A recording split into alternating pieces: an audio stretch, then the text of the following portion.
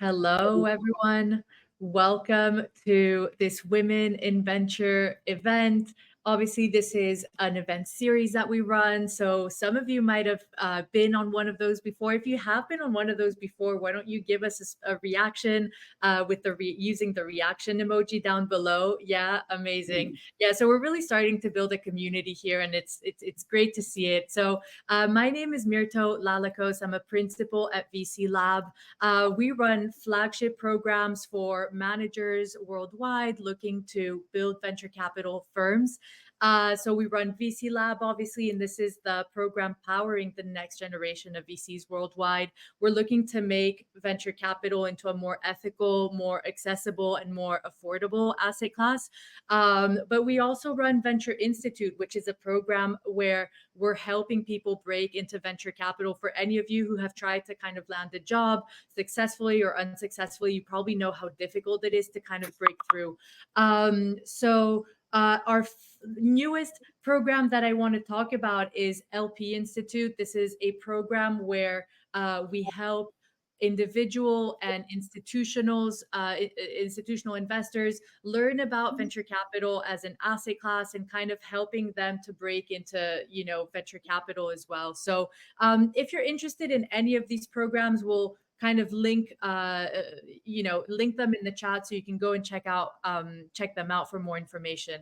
um, all of these programs, they fall under the Desal Group umbrella, and this is a group that is building an array of programs, services, and tools to set up venture capital firms. So as we said, our goal is to make venture capital more ethical and more accessible, and so we're making it easier than ever to start a venture capital firm. So that's kind of what we're all about.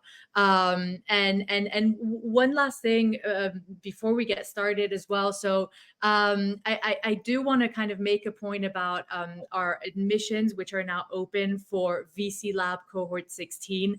It's a very special time for our company because we've been running these events for free for since we got started. These programs for free since we got started, but the community was asking us for more and more, and there was only so much that we could kind of handle with everything being free. So the programs are starting to be paid programs for the first time in the company's history, and this is starting with Cohort 16. So we're kind of we've made available all the different kind of program packages that you guys can you know enter the program with.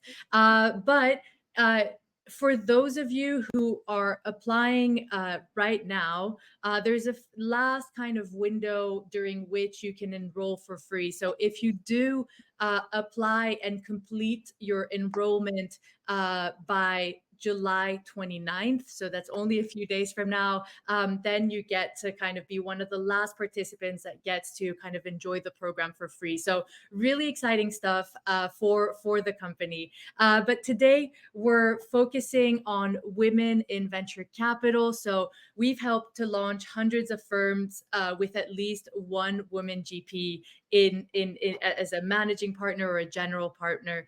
And our community of VCs that have come out of the programs, 27% of all firms have at least one woman kind of GP or MP. And for those of you who kind of know the stats, this is far beyond the industry average. And so we're really excited to have hit this, kind of goal. But we're looking to go higher. So we have our Female Venture 50 initiative where we aim to reach kind of equal parity in terms of gender in venture capital, and we believe that venture capital should reflect kind of the population.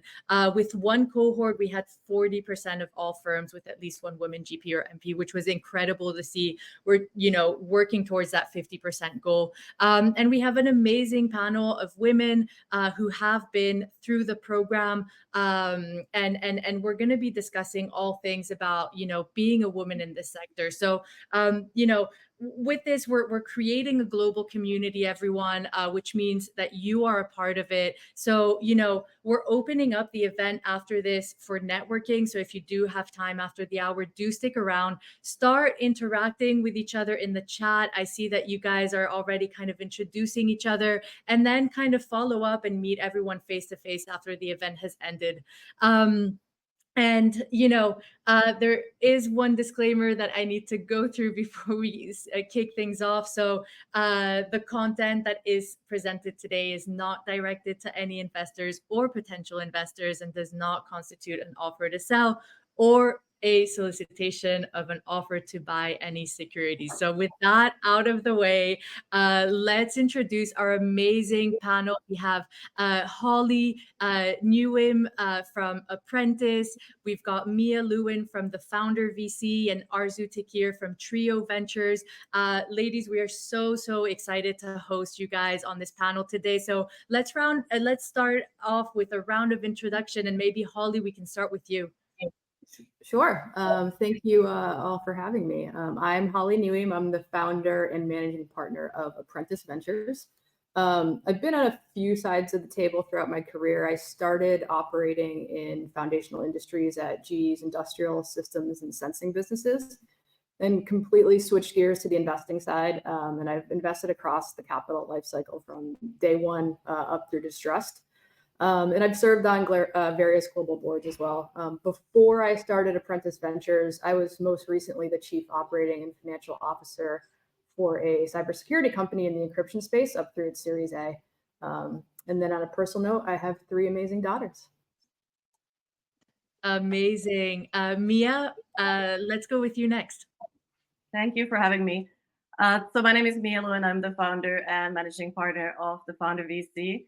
I started my career in finance, so exiting startups as investment banker and being one of the few female venture capitalists back in the day in London. Moved into my entrepreneurial side of things. I've done 3 startups with 2 exits. And I also serve on various board of directors and advisory boards of venture-backed startups. And I have 3 boys. There you go. Amazing. And last but certainly not least, Arzu, do you mind introducing yourself as well? Yeah, hi everyone. My name is Arzu Tekir. I'm the founding GP of Trio VC. We founded our venture capital firm with 2 female GPs as well, along with me.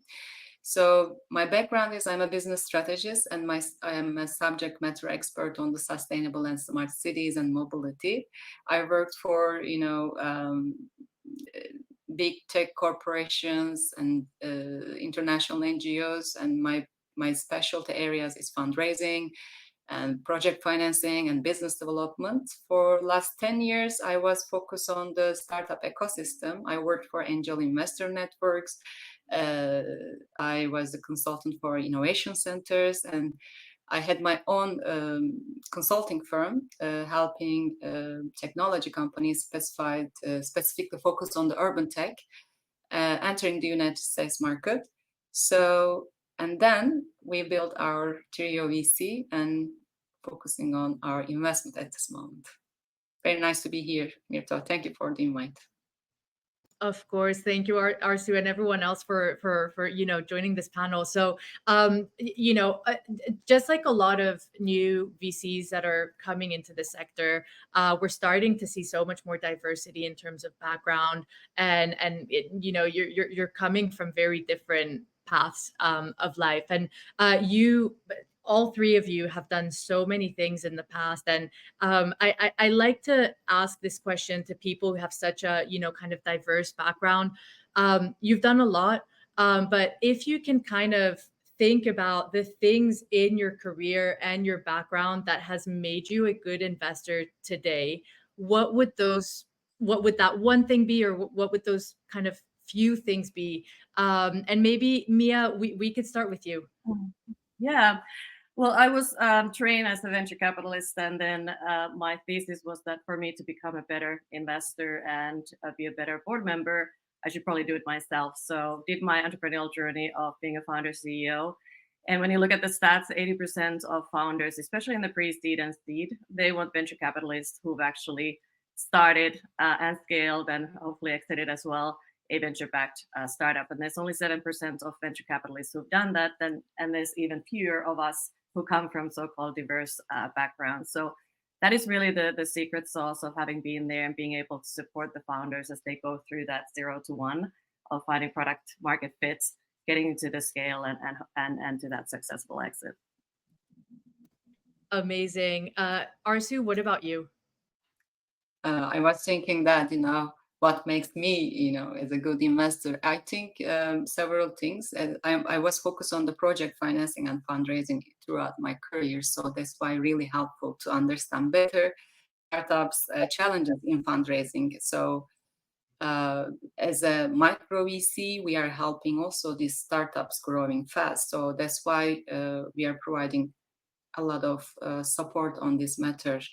So we are helping them to raise another round at this stage. So this is the first thing I can tell. And I'm a good networker. So three of us as GPs at Trio VC, we have a vast, diverse network. So we are introducing our startups to other, door openers and potential clients and potential investors. I believe that nurturing and supporting and providing this type of value to startups is very helpful to grow them and make them faster exits, I suppose. So on the term, in light of LP perspective, what makes us, as a good investor, we are also building a community around our Trio VC with LPs and startups. They are supporting each other, and we are providing co-investment opportunities, for instance. So as a background, these are that I can tell, share network opportunities and providing fundraising opportunity and business development things. As a good due diligence, I think project financing expertise is the most important element, I suppose. Amazing. Holly, what about you? Yeah, I mean, I think, first off, I just have access to different diverse networks that I've kind of built out over the past few decades, and that allows us to kind of capitalize on that mismatch that we've seen between opportunity and capital. And then second's probably along the lines of what Mia said too, like building this firm has always been a goal of mine, but I wanted to make sure that I had the right expertise from all sides of the table. So that's investing, board, operating, and scaling at a startup.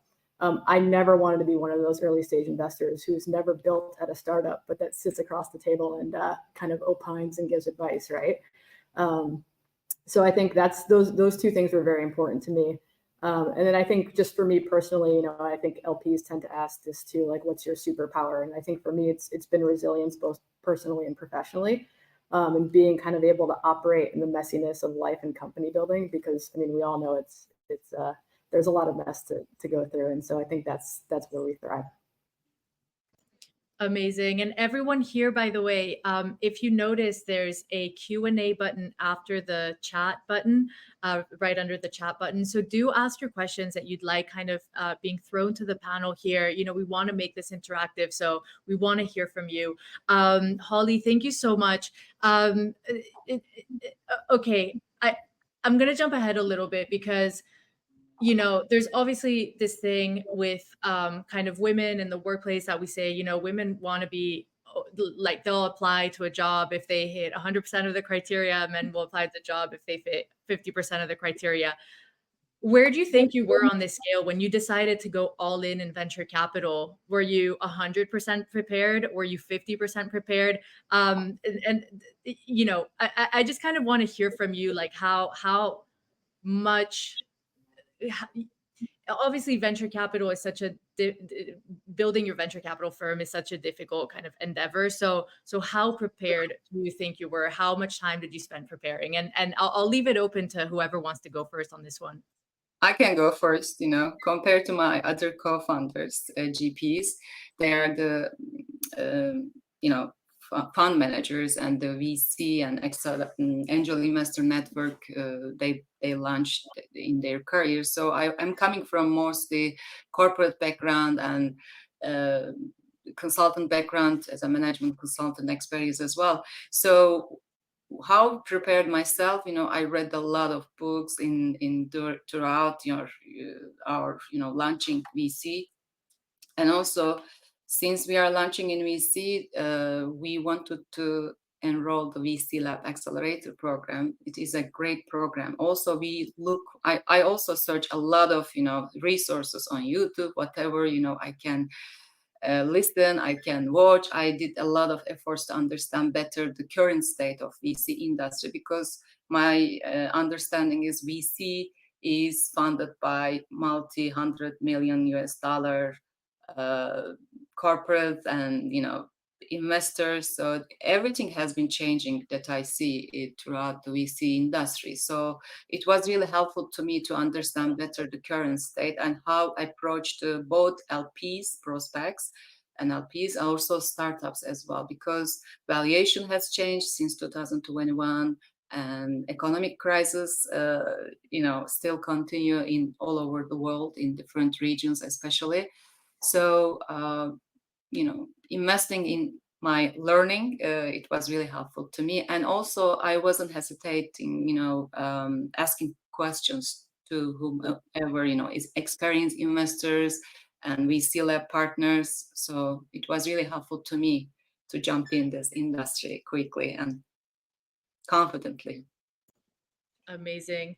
Who wants I to can- go next? Yeah, I can go next. I think that stereotype is very true. I feel like I had to check all of the boxes, and my last one was to actually be on board of directors as an independent board member before I launched this. But I do think that it's an advantage, whether you are a female fund manager or whether you're a female entrepreneur, because we are so prepared. You actually have all of the skills, and a lot of times can be even more impressive.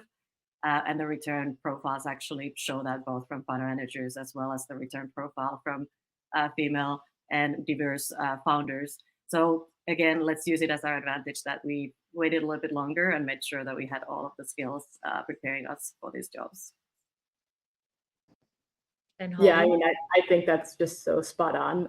I think I see that across the board too. It's I've done the same thing. I wanted to make sure that I check every box. So if you're kind of like, were you underprepared or overprepared, like way overprepared, I could have probably launched and done this a while ago, right? But like Mia said, that's just it's an advantage, right? And so we have to kind of utilize that to the best we can. Yeah, for sure. I'm reading Lean In by Sheryl Sandberg right now. So, just to kind of be on theme, but also because, I've heard so many things about the book, obviously. So I'm getting to it. And one of the chapters talks about, finding a mentor. And, everyone says you need to have a mentor, you need to have a mentor.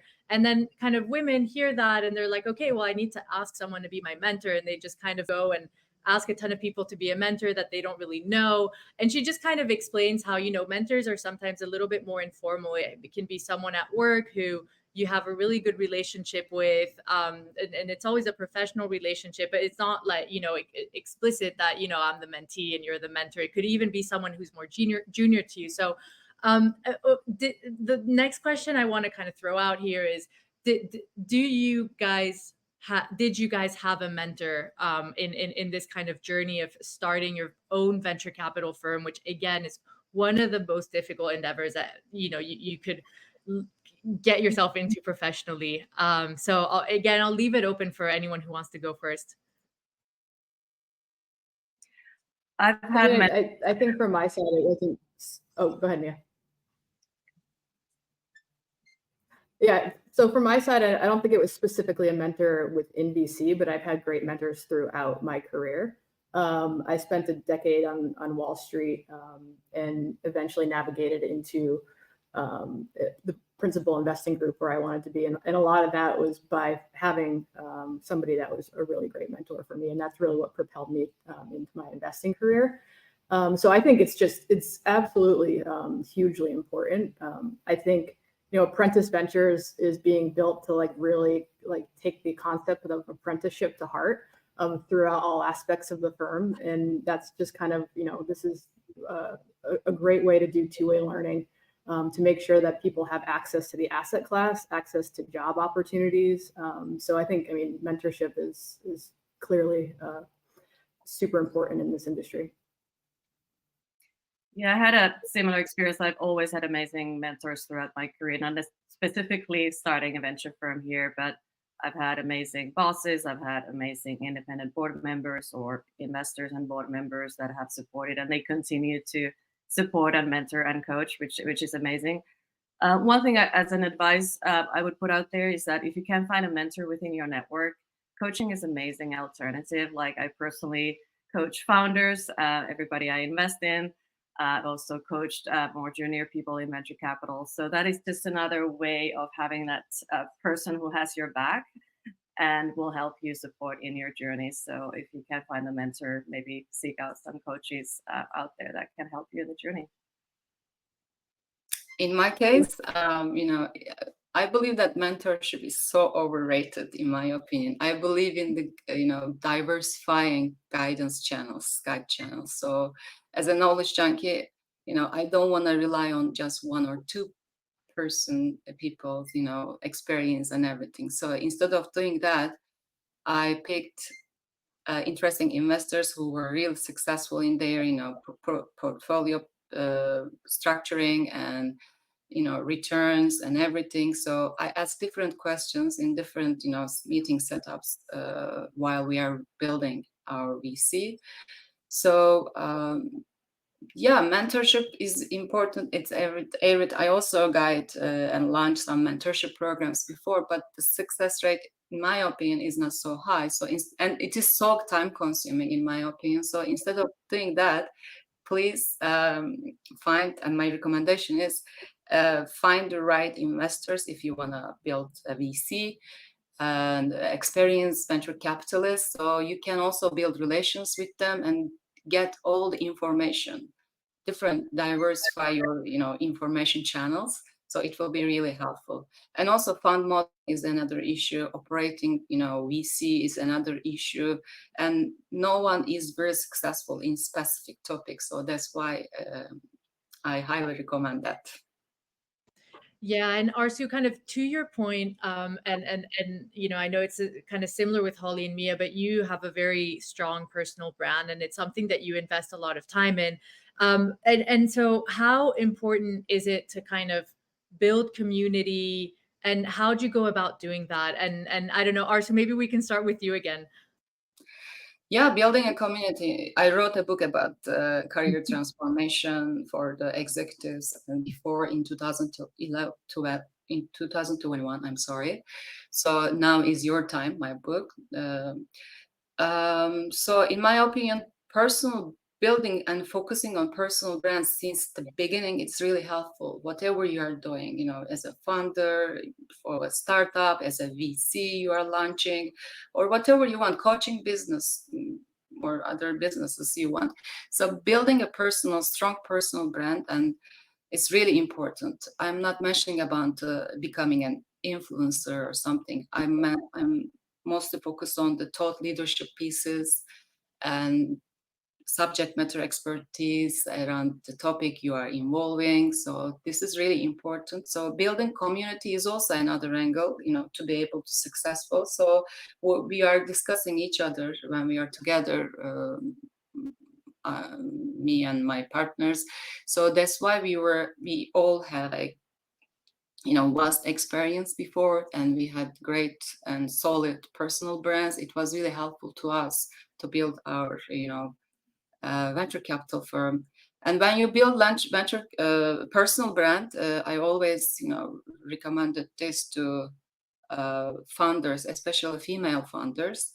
It is really good to attract the new talents, new investors, new partnerships, because people want to work with or support to people that know. So it is very understandable. So that's why I strongly believe that building a community and building your personal brand is really important. I may have a different perspective. I always get really allergic about personal branding because it feels like self-promoting. But the way I look at it is, and how I kind of explain it to myself, is that there's no other business than venture capital that is so much based on connection and networks. And so when you think about personal branding and doing these panels and sharing knowledge, it's really about connecting and building that community. And that is so important in terms of success, whether that is finding the right LPs that join your fund or finding the entrepreneurs that you want to back. So I look at it as a building connection, participating in these kind of events and doing podcasts or press or and so forth.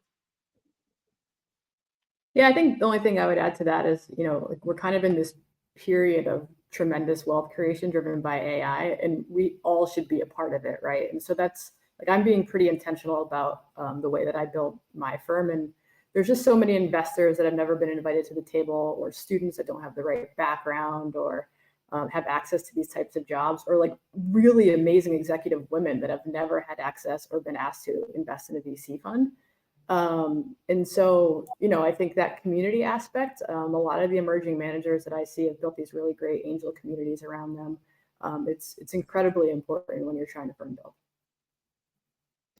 Amazing. And so you're all kind of, you all have your own communities that you're building, and networks.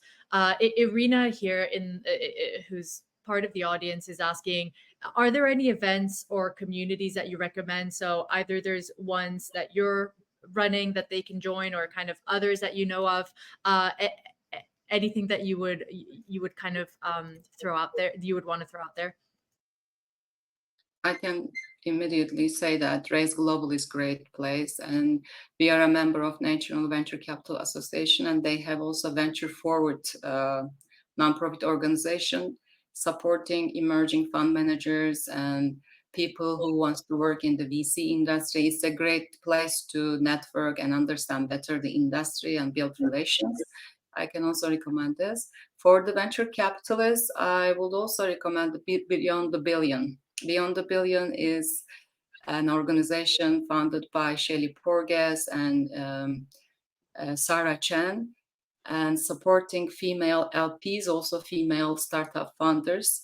Venture capital firms are committing pledge. They're signing a pledge and saying that non-binding, pledge, and it is not a public thing, but you are committing that we are investing in X% of our investments will go to female funders, kind of thing. This is a great network, to understand better other venture capital firms, diversity and inclusion policies and approaches in their portfolio structuring. I highly recommend these groups.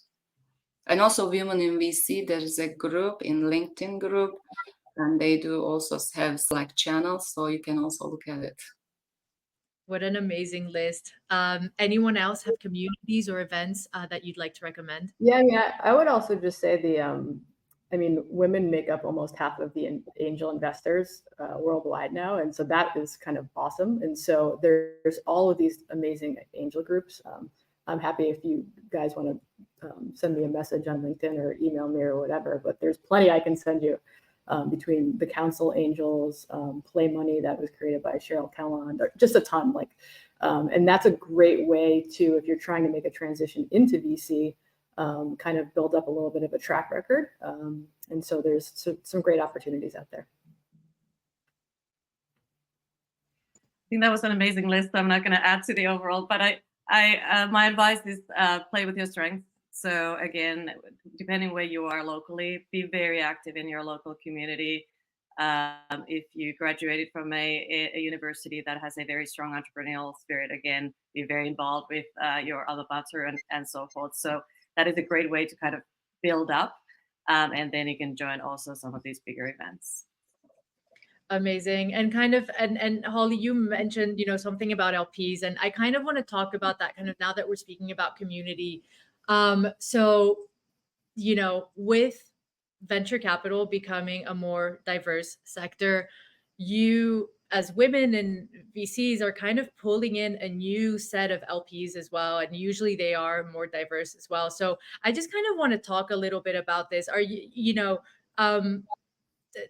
kind of women LPs, are they eager to join the asset class? What are you seeing from your experience? And again, leaving it open, so feel free to jump in.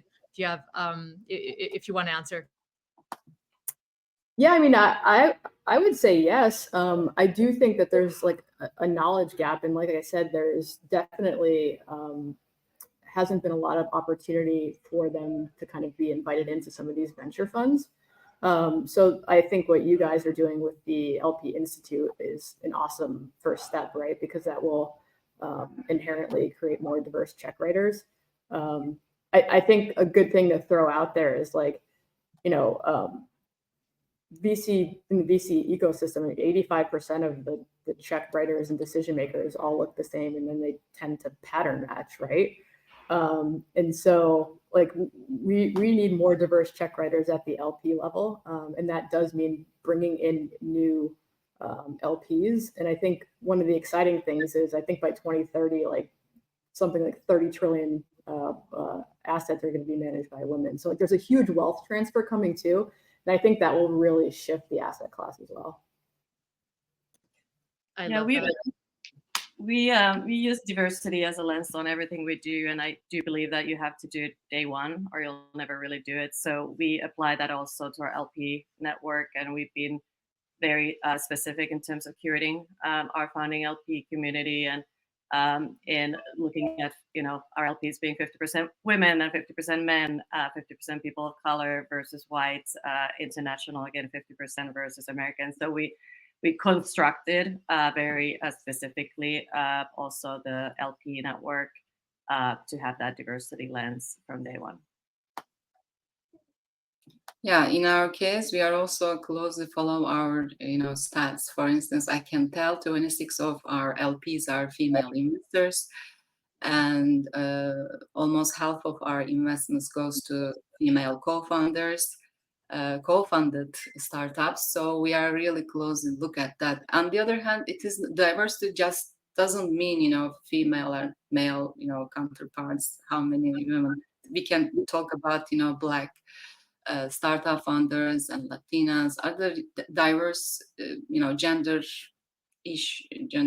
type of, startup founders also in this place.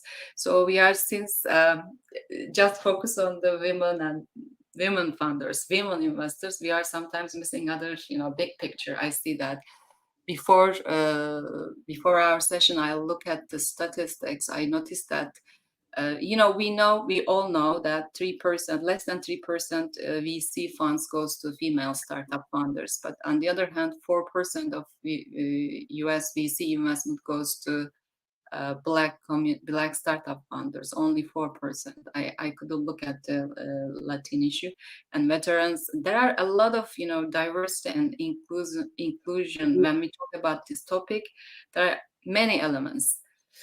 So I strongly believe, and I worked on this type of diversity and inclusion programs and projects before for other startups.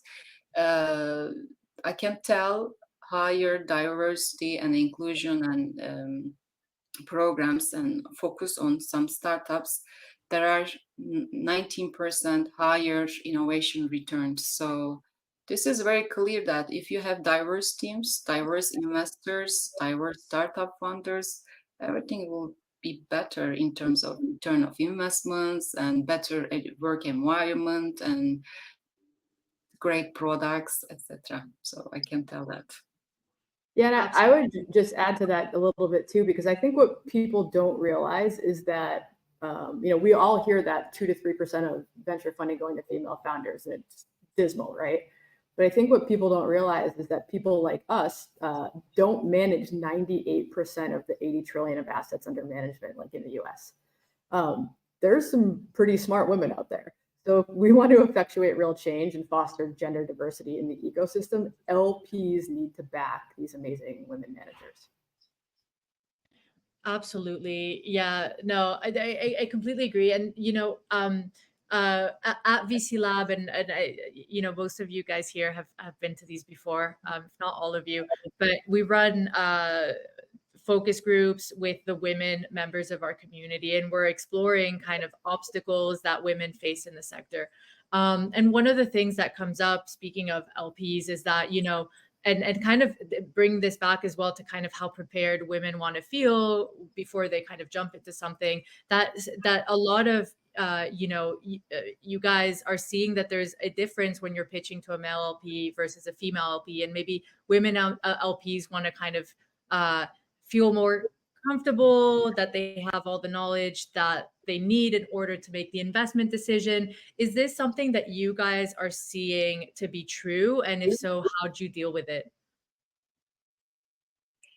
I do see that. I'm sometimes surprised because I have, for example, I went to Stanford GSB, so I know that the husband and the wife are both, from my class, and the woman will tell me that they'll talk to their husband, and I'm like, you're awesome, like, I understand you'll make these decisions together, but that they still have kind of this mentality. So I try to encourage, like, hey, we can, as women, we can make these decisions.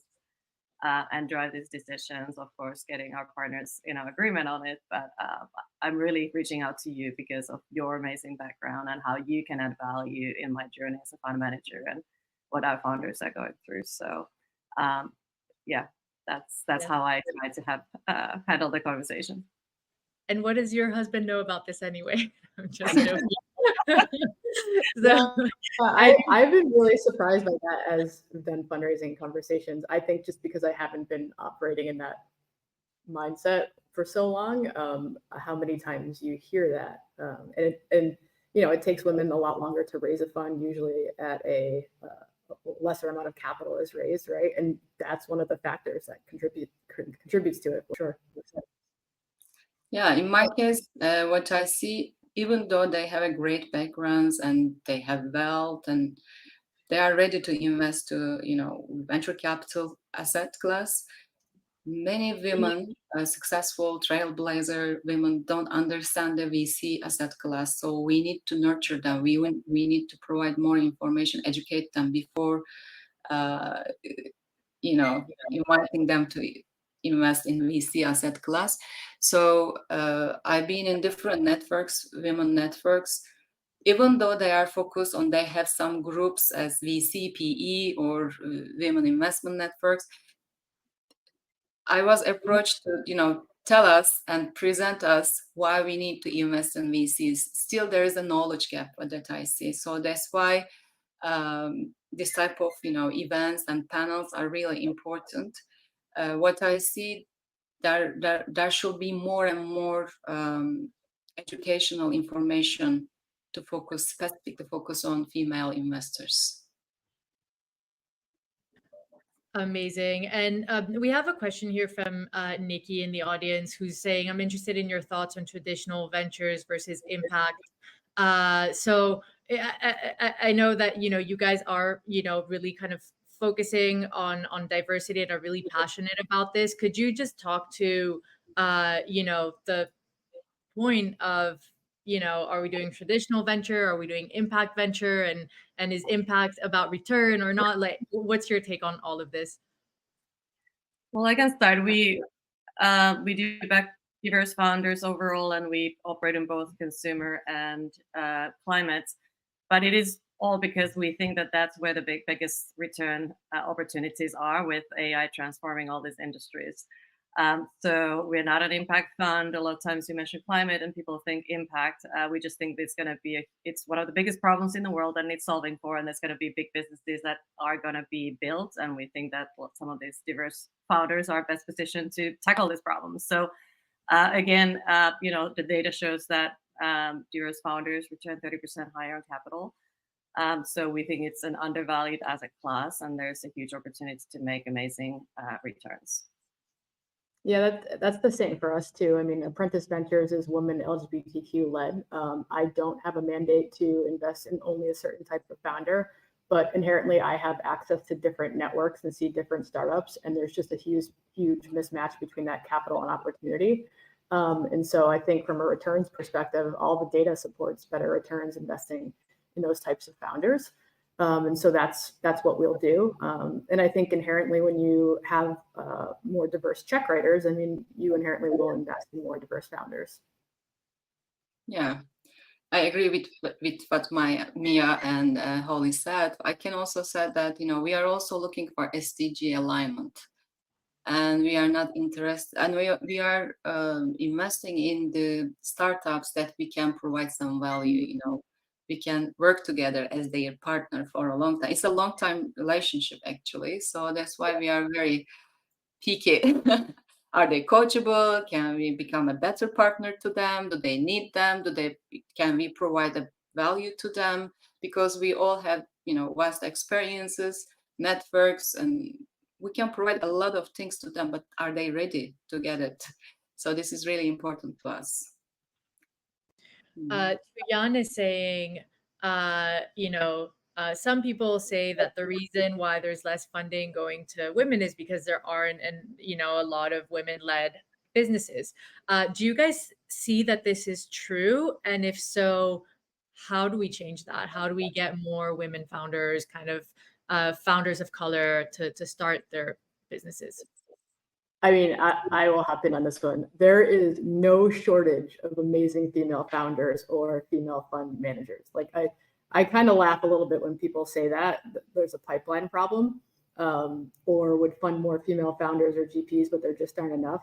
I mean, I could literally spend a whole day on this topic. Like on the founder side, there's Catherine Desmira Friedman at Thumbprint. She's doing incredible stuff using machine learning to reinvent the commercial furniture process. Or Kira Erickson at Materi using AI and supply chain waste and demand forecasting. There's Catherine Wells at Serenity, who's making a real difference in age tech. And then on the fund side, there's a million amazing women GPs at the Council, Red Bike Capital, Futures Capital, Swizzle Ventures. I mean, I could go on and on and on. There is not a pipeline problem. Yeah, and we're in the business of finance, so it's all about numbers, right? Numbers don't lie. 46% of founders are diverse. So I don't have a pipeline problem. Yeah. Myth is debunked. Okay, amazing. So, all right. One of the most upvoted questions here is from Gray. So, as a female VC, what has been your greatest challenge and how did you overcome it? Thank you. I mean, I think for a lot of us, it's just on the fundraising side, right? I don't know that I've overcome that yet. I'm early on in my career as far as launching this firm, but so maybe Arzu, who's a little further along, can chime in with something good. Yeah, fundraising is the biggest challenge, in this environment. So it was the biggest challenge. We work a lot of. We spend a lot of time on our pitch. How should we explain this? What is the market and what is the opportunity for this investor? There are a lot of VCs launched recently, so there's a great competition on this LP side. So it was the most challenging thing is I'm very experienced in fundraising for startups, for all international NGOs. But this was the very interesting experience to me to go to individual investors and corporate investors and asking some investment to our fund. So it took some time to learn to their mindset. How do they invest? I would also suggest that don't harsh on yourself. You need to understand better the investor mindset. Why they are investing in VC class, why they are picking this type of micro VCs, that we all are micro VC at this stage. So what do they expect, their expectations? Return on investment, right? But at the end, thesis statement is really important. So maybe I can also add this conversation. Stick with your thesis statement and make your pitch perfect. Because sometimes I see that some VCs they weren't so good at fundraising, so they were trying to change their thesis statement a little bit and going other paths, going other ways, and playing other opportunistic explanations when they are pitched. So it is not good for in terms of LP's eyes. You are not so sure, you are not so confident, so it is really important why you are, building this VC and why you are focused on these investments. So it is really important to focus on and stick with your thesis statement. Yeah, that's a really good point. I think you will get advice and it will be all over the map from every different LP. And if you listen to all of it, you will absolutely go mad. Like you have to have a strong conviction in your thesis and where you want to go. Yeah. Absolutely. My learning is less about being a female fund manager, but this is just maybe micro funds. So having been an entrepreneur who raised from venture capitalists, I could raise and then go in a building mode for at least 12 months. And then having been part of larger funds, you would do a big fundraise. So for me, one learning is that in the micro VC landscape, you have a lot of smaller individual and smaller investors that you're going after. So the fundraising will kind of never end. You're always fundraising one way or another. So that is a big time commitment and focus area as a fund manager in this journey. Amazing. Olivia is asking, what advice do you have to offer to women early in their professional career, so less than 4 years of experience, who are looking to break into venture capital as a junior investor?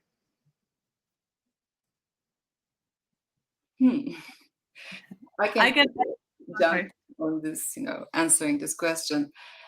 There is a digital networking thing, even though you are not able to commute to go to the, hot places in terms of VC and startup ecosystems. I don't know where you are, but you should use this LinkedIn and Sales Navigator. You can focus on the digital networking and understand, there are a lot of resources, free resources about the VC, how to build VC, how to become a VC associate, and other, job opportunities. You can just consume this information, and you can create a strategy. Where do you want to be? And after you define your vision and strategy, you can create your steps. So take action, I can tell. And I strongly believe that, as I told you before, personal branding. So while you are even though you are not experienced, you can also share, you can also own this subject as a, young professional. You have some ideas, I'm sure, about some VC industry news issues happening at this stage. So you can also share your, thoughts, comments. On the other hand, you can also pick some great venture capitalists, connect with them, follow with them, and support them. So I'm sure that they will be ready to help you when you need it, because you need to be visible on their, digital landscape. So this is the easiest way I can share. Digital networking and personal branding, what I recommend the young professionals. So I can share, I started my career and I was an associate initially in a larger venture capital firm. So I think two things. It comes down to your expertise that sets you apart, and it comes to networking and knowing the right people. So back in the day, mobile was just starting, and I had done most of the mobile deals in Europe. So I had a lot of knowledge about all of the startups within that mobile space when it was first emerging. If you think about now, what is the biggest transformation? It's probably going to be AI, generative AI, and it's going to be climates or pick your sector expertise. So if you have that sector expertise and all of the connections within that, you have a lot of value add as a junior partner or associate to join one of these firms. And then you do need to have the connections to be able to break through, because it is highly competitive. So that's my 2 cents of advice. Yeah, there's some amazing programs, obviously, like Venture Institute, right? And then I think there's different like apprenticeship offerings from that. And so that's a great way to break into it too, or have a career transition. Amazing. Yes, I can also add, someone said that I always hear that you are saying the same things. I suppose she responded to that. So if you want to break in the VC industry, if you want to have a job, maybe you can also create or build your community around this topic. You can do meetups, you can be more visible, so people will see you, will understand better what you want to do. So it is easy to get better job opportunities. Yeah, I can actually jump in here as well because prior to working for VC Lab, I was working at a venture capital fund, and what I had done is that it's kind of to Mia's point, it was all about who I knew and kind of my experience. So I was working within accelerators, and we were working with some of the world's largest brands, running their innovation programs and scouting for startups whose products or services kind of aligned with their innovation goals. And so, I started kind of being really well versed in terms of what are the corporate technological innovation needs for a range of different sectors. At the same time, I was running the communities at my university. So I was, kind of a postgrad student in the area, and I had kept really good ties within the university, and I was helping student entrepreneurs start their companies. And so a B2B kind of SaaS fund that was being set up in my area approached me, and they're like, you know the sectors, the people. We want you to join our team. So this is kind of that was my story and how I broke into venture capital. All right, Divyani is asking. What you guys are kind of further along in your venture capital kind of story and endeavor. What advice do you have for a woman who is just starting out, kind of building their own venture capital fund, and what is kind of one thing that you would have done different if you were to do it all over again? I think for me, I think I would have just made the leap a little bit earlier. I think I was ready and I didn't have to tick all of those boxes, right? So I think, and also just knowing what you're getting into. I mean, a lot of times when you're coming from a bigger place, there's just other resources available. And when you are launching a 5, 10, 15, $25 million fund, you're the GP, you do everything, right? And so there's just a lot of things to balance and managing your time well and things like that. But I probably would have taken the leap and done it a little bit earlier. Vito? Yeah. Go earlier. Wow. Amazing. And it comes full circle to what we were saying about being prepared. Like on the one hand, we want to be prepared, but then you get into it and you're like, I could have done this earlier if I really wanted to. So yeah, start earlier, everyone.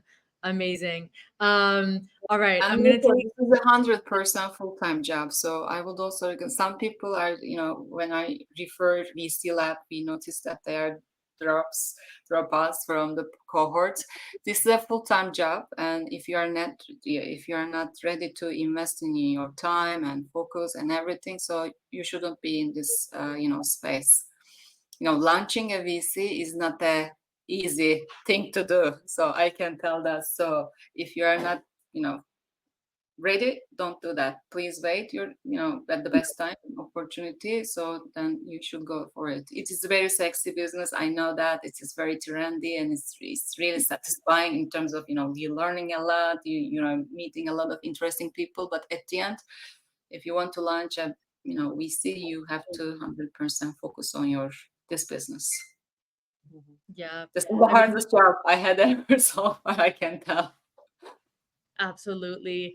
Everyone, what a great way to wrap this up. I do want to let you guys off a little bit early. I know you probably have LP meetings or founder meetings you probably want to prepare for. So, everyone in the audience, if you did enjoy this, we host a ton of events that are helping people break into this industry. So we're going to put a link to all our events in the chat. And as we said at the beginning, please do stick around and kind of network. Once we get off the main stage, there's going to be dedicated networking tables. You can all get to meet each other. It's a wonderful kind of community that we have here at VC Lab, and we want everyone who's kind of joining now to be a part of it. So to our panel, please give them a last round of applause. Arzu, Holly, Mia, you guys were wonderful. Thank you so much for being so generous with your time and your advice, and just kind of being amazing role models for all the women who are breaking into the industry today. So thank you so much. Thank you, Mita. Thanks for having us. Thank you, everyone. Bye, everyone.